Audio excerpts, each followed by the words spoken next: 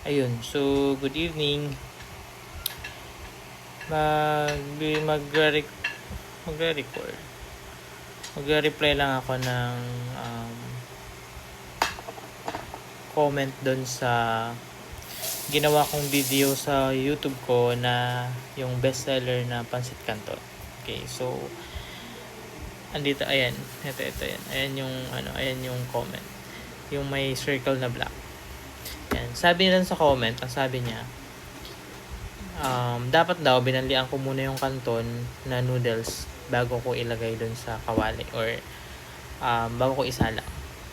And then dagdag pa niya, sabi niya, hala, ba't may cornstarch? Kasi usually naglalagay ako ng cornstarch pag nagluluto akong kanton para medyo saucy yung kanton.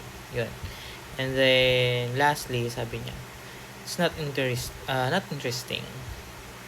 Okay, so unang-una, trinay kong gawin yung sinabi niya na banlian yung kanton.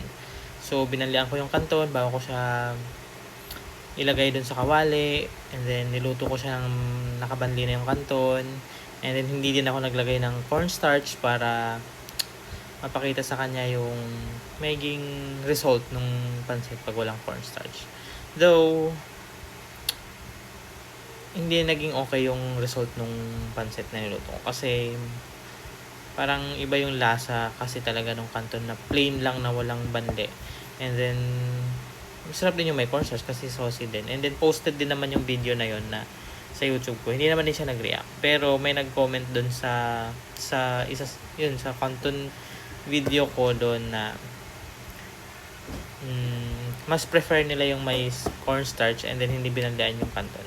So ate, or kung sino ka man nag-comment doon, negative yung comment mo. Hindi nakatulong yung paglalagay or pagbabanli ng kanton. And then, sa cornstarch, kanya-kanya tayo ng preference. Ayun yung prefer ko paano ako magluto. So, bahala ka kung anong preference mo kung paano ka magluto. Ayun lang. Sana masaya ka sa buhay mo.